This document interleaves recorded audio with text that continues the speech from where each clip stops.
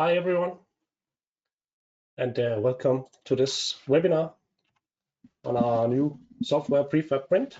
My name is Anders, and I'll be your presenter today. I'm a civil engineer and sales manager at Strusoft in Denmark.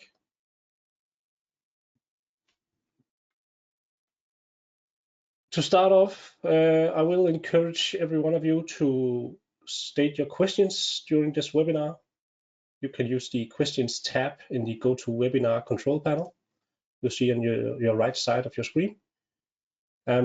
We are so many attendees today that I won't be answering your questions during the webinar, but I will make sure that every one of you will receive a Q&A document afterwards. And also I will include the slideshow and the models I use in this webinar. Also, there will be a recording available of this webinar so you can watch it again.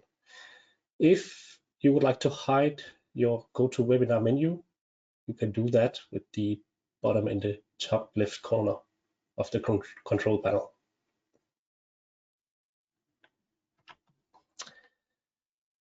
So let's jump into it.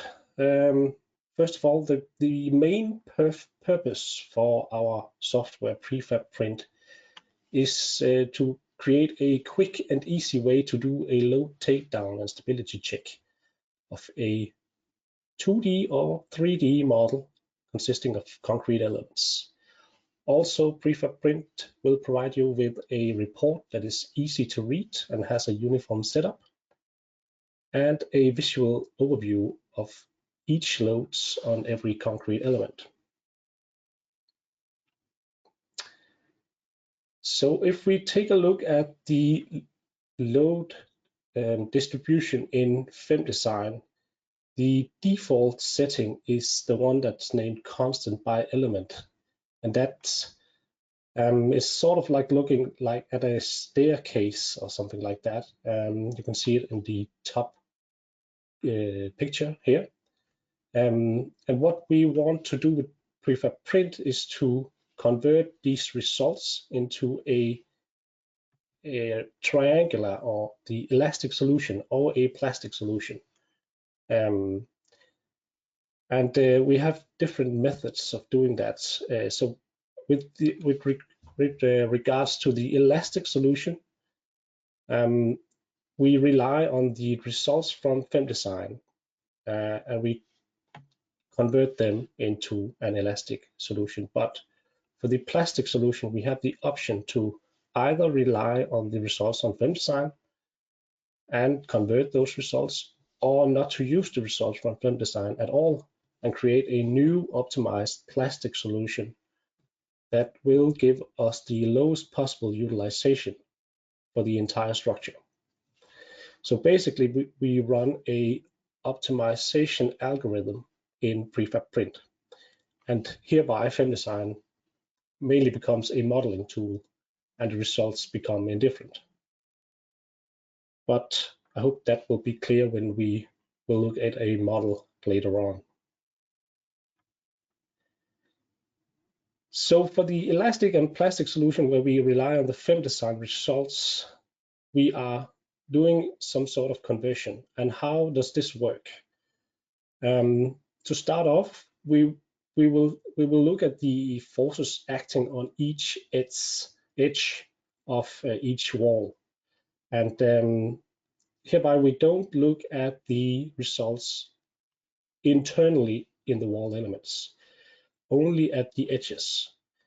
So each edge connection on every wall element has its own local coordinate system, and that's really important. The x-axis is acting along the edge, while the y-axis is acting perpendicular to the edge in the plane of the wall. The z-axis is not shown on this picture, and it is because it acts perpendicular to the wall element. So looking at forces in the y direction, and remember the y direction was perpendicular to the edge connection. So that could be compression between two walls standing on top of each other. If we look at the forces in the y direction, the distribution in FEM-Design could look like this. We And we are able to find a maximum value in each edge connection. And we have decided that areas that has forces that is less than 10% of the maximum value will be neglected. And this is because we want to take into account loads acting on top of small beams above openings to windows or doors in walls, where the load from the FEM-design model, which is based on elasticity, probably isn't as high as the other areas of the wall. And we don't want to create a new plastic or elastic distribution that has a high value on top of our windows or other openings. And therefore, these areas that has forces that are less than 10% of the maximum value will be neglected. We have to take into account the forces that we neglect, and we do that by considering these areas as beams. So basically, if the part that is neglected is positioned at the end of an edge, it is considered as a cantilever beam, like here. And if it's positioned between two separated areas, it is considered as a simply supported beam. And so we add the result, the reactions, from these beams to our separated areas, with forces like shown here. Of course, there's a moment as well from the cantilever beam. And now we take each separated area and we find the resultant force and the position. So basically the eccentricity. And this is done by simple static equilibrium. And from here on out, it's fairly simple as well to either create an elastic or plastic distribution when we have the eccentricity and the magnitude of our resultant force. So looking at forces in the X direction, and now remember the X direction is along the edge connection. So that's basically shear forces acting at the edge of our wall. We have a very important function here. It's the detach Y tension function in FEM-design. It's a property we will choose in FEM-design as well. What this does is that, it puts a value of 0 in our Y direction in the tension up here. I choose the value detach Y tension here, and this turns into 0. But I could also just put a 0 in here, but that's not the same. There's a hidden function when we use the detach function. So when we apply the detach function, we make sure that any sliding, shear forces in the X direction is only transferred in compression zones. And if we don't use the detach function, shear force will be transferred across the entire edge. So basically, this is what we want in all our horizontal joints, whereas in the vertical joints, we want shear to be transferred across the entire edge, and therefore we don't use the detach function.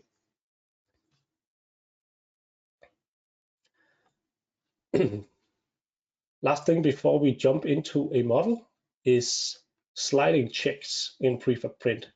This is of course done accordingly to Eurocode 1992-1-1, but the capacity is limited to strictly the friction capacity.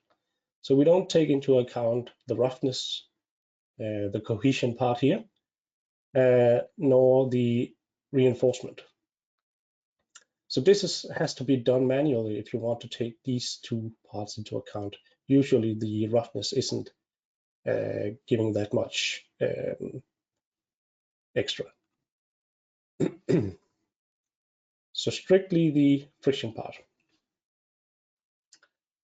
Nope, that's not yet. So I will now open up a FemDesign model.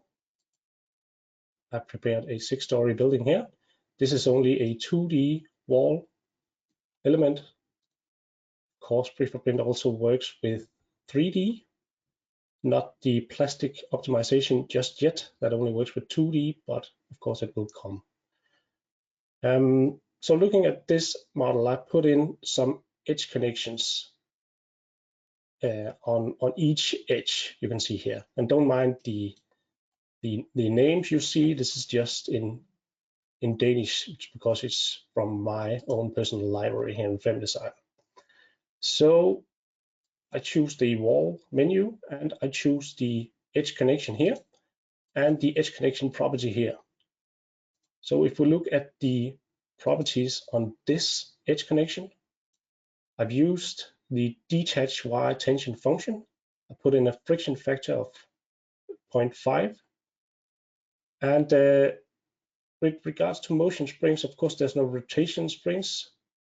But with regards to motion springs, we allow for forces to be transferred in the X direction, which you can see also here, that is sliding. But because we use the detach functions, it is only transferred in compression zones. And therefore, we also allow for compression in the Y direction, but no tension, and nothing in the Z direction as well. Looking at the vertical joints,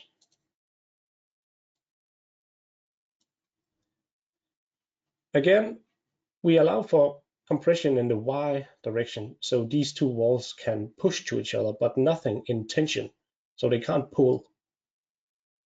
But I didn't use the detach function because this is the vertical joint that I would like to transfer the shear forces across the entire edge. The X direction here, this is just my stiffness basically of my joint. And this is a value that can be altered to your needs. It is important to apply these edge connection properties on both sides of an edge. And this is a PREFAB-Print thing. This is not necessary for FemDesign in general, but when we use PREFAB-Print, this must be applied on both sides. And that's also why, if we look at the line support, I have also applied a detach function in here.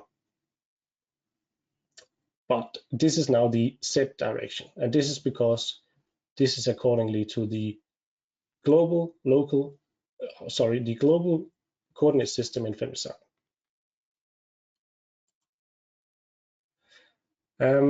One last thing to note here is all of these small dots at the end of my edge connections.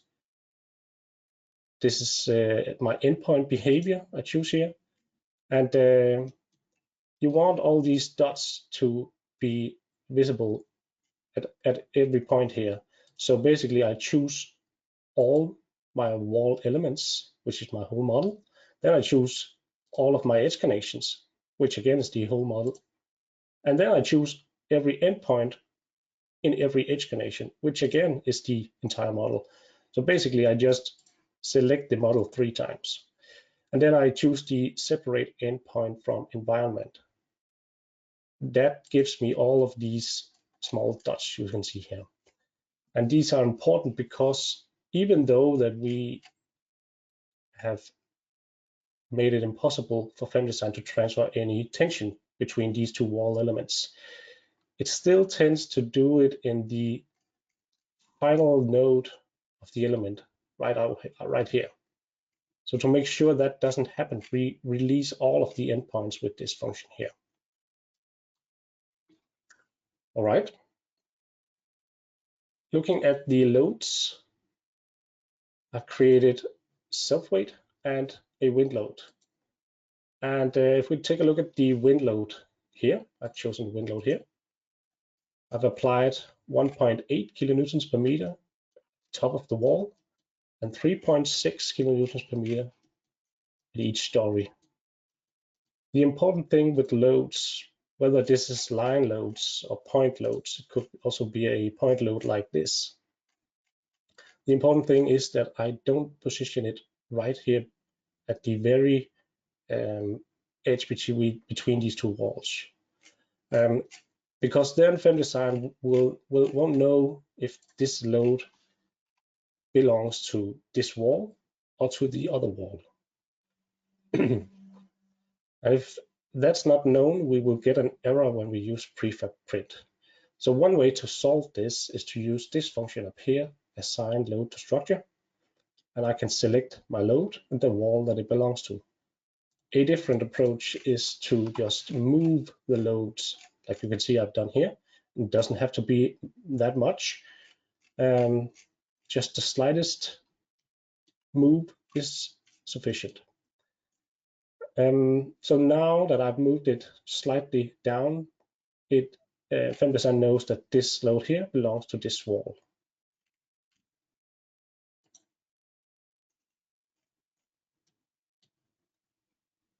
Okay, we are now ready to run the analysis.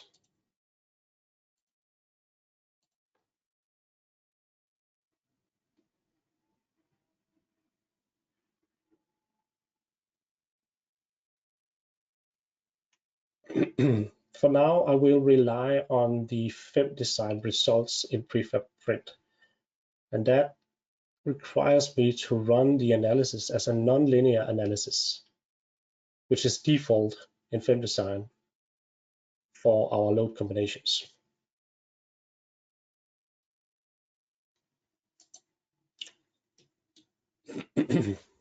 So now that it's done, I can open up PREFAB-Print. I'll just quickly move through the menus here.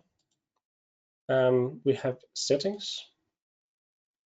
You can enter company details and details about the user, myself. And in the information tab here, we have project information. And this is also where I choose my calculation settings. I can choose which Eurocode to use and whether I would like the elastic or plastic distribution. So if I load the model,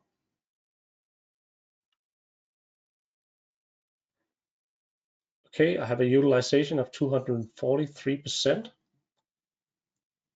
It now chooses the Danish annex for me and the plastic distribution.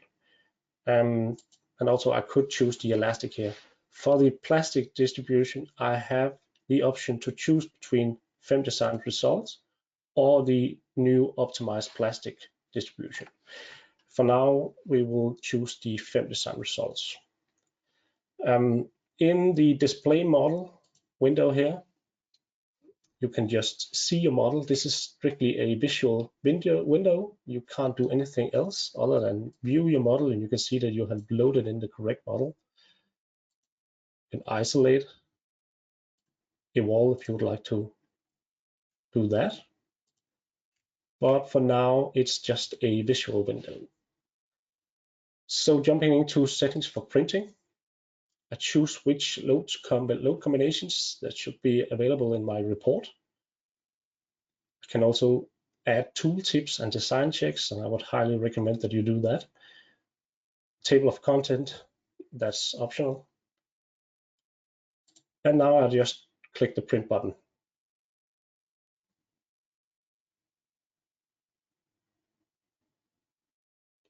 So it generates a report for me. It starts off with an introduction to the symbols used in the report and how to use the report. And then we get to the actual report for our elements. And you see there's a difference in page size here. So this is not printable, this PDF. This is supposed to be sent as it is. And this is also clickable because there aren't that many informations present on the PDF itself. However, I can click almost anything in here. I can click this wall element and get information about this specific wall element, the geometry, the name, and the center of gravity, the self weight, and the material properties chosen in FemDesign. Also, I got these dimension lines. They are automatically generated in PREFAB-Print. Had I put in stories in FemDesign, they will also be present here. And if there's something you don't like to see, you can just turn off what you want. So this is an overview of our structure, basically. And on the next page, we see for our load combination, we only had one in this case. We start off with an overview of the wall with the applied loads. So I can click the loads as well. You see there's 2.7 kilonewtons per meter here. It is 10 meters long, and I have a resultant force here of 27 kilonewtons. You might remember that this was 1.8 in FemDesign, but I have a 1.5 factor in my load combination, and that's why it's 2.7 here. Also, I have them in a table over here, and if I'm having doubts as to where this one is located, I can click this button here, and it points me in the direction. The next overview here is the loads from the load takedown. Again, everything here is clickable. We can see the reactions down here. 771 kilonewtons per meter, an effective length of 0.87 meters, and a resultant force in here at 668 kilonewtons. Everything is also available in these tables over here, and the shear loads are basically the loads in my vertical joints. You can see that if I click these buttons here, and so on. And down here we have all the other loads, which are the compression zones and the shear force in the compression zones. That is my sliding. I also have checks here. You can see these green buttons here. If I click one, I can see compression. Okay, so there's no shear force here in this one. If we choose one with a shear force, I can see that sliding is also okay. And again, this is done accordingly to friction only in this formula here. And that's also the reason why this is yellow and not red. It could be red. That symbolizes that this isn't it can't be done. Actually, it symbolizes that if it's red, we have exceeded the value here, the maximum value that we can have as sliding capacity.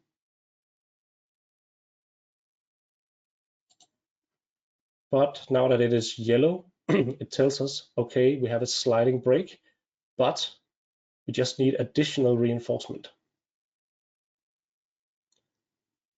And it tells us that we need to reinforce for 23.5 kilonewtons. Also, we could take into account the cohesion. That is not in this either.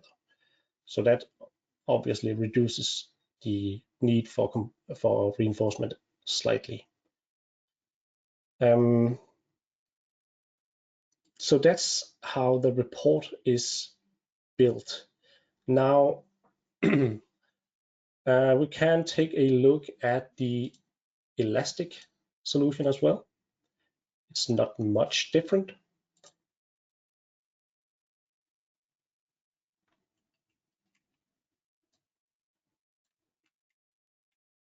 The resultant force in each area is located the exact same place as in the plastic solution, but the effective length is different. So earlier here on the plastic solution, we have 0.87 meters as the effective length, but the elastic in the elastic solution we have 1.09 meters, and also we have a peak value at almost 1,000 kilonewtons per meter. Now the symbols here are not scalable. I mean, this isn't right, as this corresponds to 1,000 over here and 200 over here. So don't mind that. If we were to fit it to scale, it wasn't. It could mess up how the report looks, and it wouldn't be easy to read. So this is how it's done instead. But again, there's not that much difference other than the values are slightly altered in the elastic solution.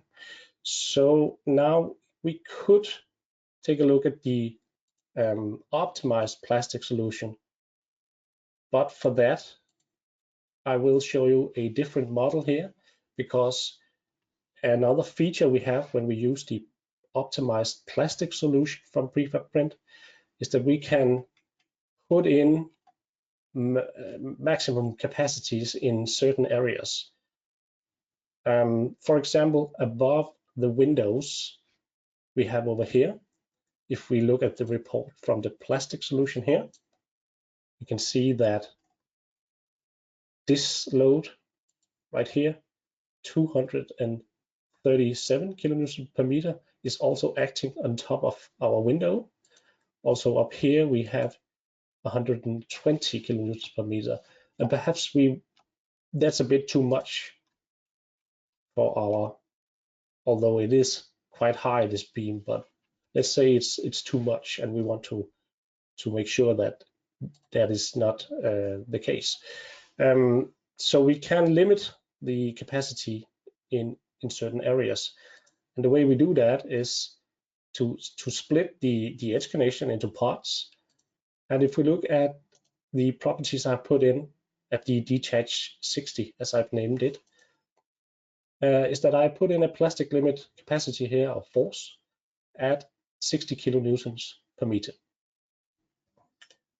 And this is only available with the plastic optimized solution in PREFAB-Print.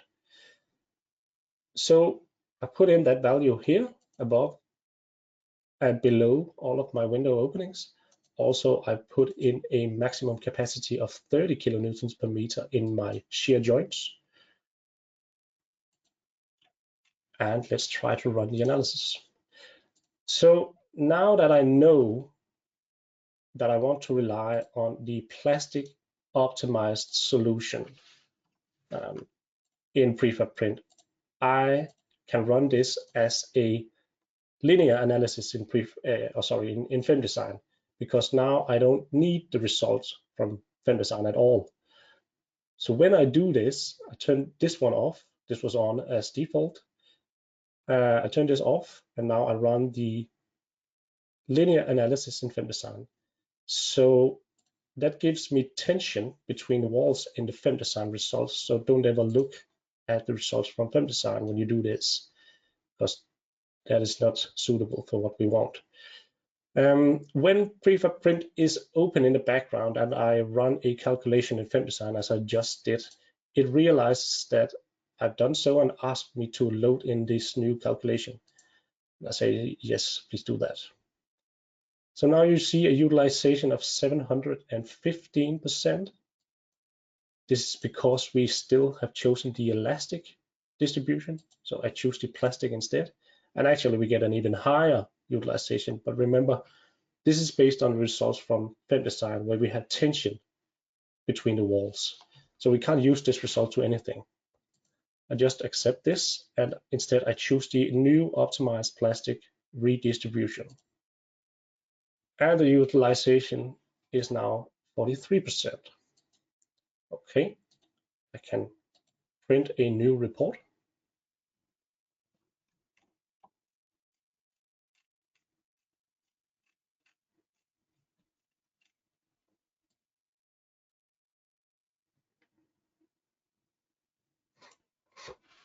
Okay, so what we see here now is that there are no loads on this window. The load here is 2.74. So it's reduced a lot. This is, and the reason it's not 60 as we set in as our limit is that we have a plastic optimization algorithm that makes sure we get the lowest utilization possible. So looking at the utilization we have for compression, 31%. For sliding, it's 100%, and it will almost always be 100% in sliding because we don't plastic optimize the sliding. We just make sure that no areas exceed the 100% in utilization. So when an area hits the 100% utilization, we will try to redistribute the remaining loads to different areas, of course, within the possibilities of static equilibrium. What we also see here is that we put in our capacity of 30 in the shear joints, and we have a force here, which is 12.8, and this actually results in the utilization of 43%, as PREFAB-Print told us when we ran the calculation. And you see this is optimized, so every one of our shear joints has the exact same force, except this one. This has an even lower. So it will try to find the best suitable distribution of loads for the lowest utilization overall, and that is with regards to shear joints, with regards to compression zones, not the sliding. If we had any tensile anchors, it will also try to optimize it in terms of the capacity in the tensile anchors.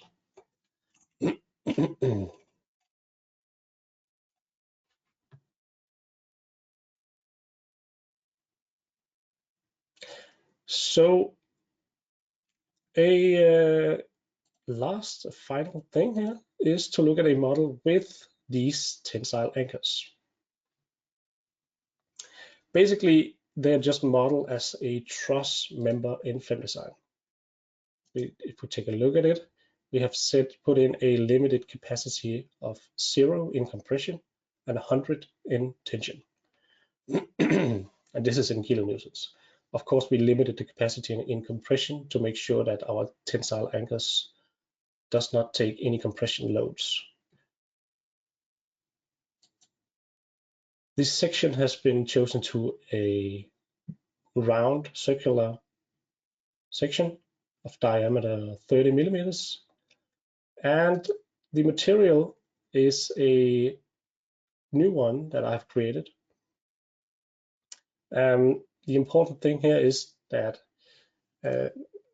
now it has a yield strength of 550 newtons per square millimeter, and with the diameter of 30, this will result in a tensile capacity above 300.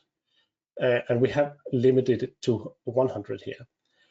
But if we want to rely on the yield strength here instead, please note that the yield strength used in PREFAB-Print is the lowest value in this entire column, and it doesn't take into account the thickness of your section. So regardless of your thickness, it will choose the lowest value in this column, and therefore you can create your own material and just put in the exact same value in all of the cells. So let's try to run this calculation here.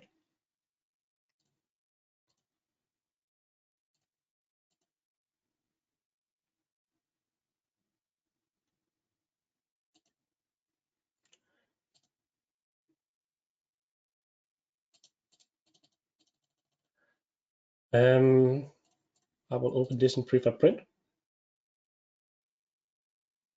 and we see a large utilization again. And again, this is because we base this on the FemDesign results, and we have run this as a linear analysis in FemDesign.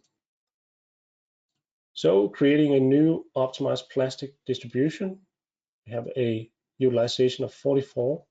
In the wing load, there's 2 load combinations in this case. Dead load is only 13% utilized.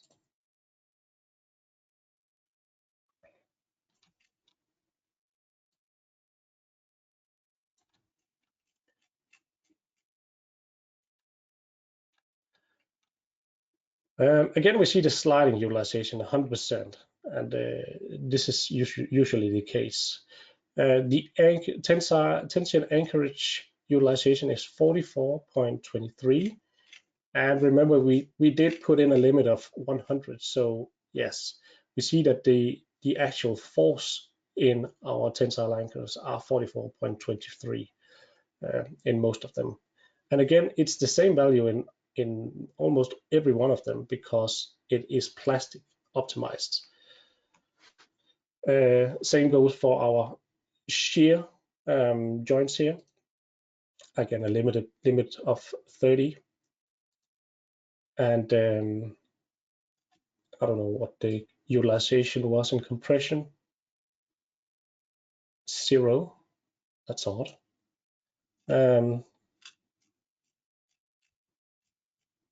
Is it any different here? No.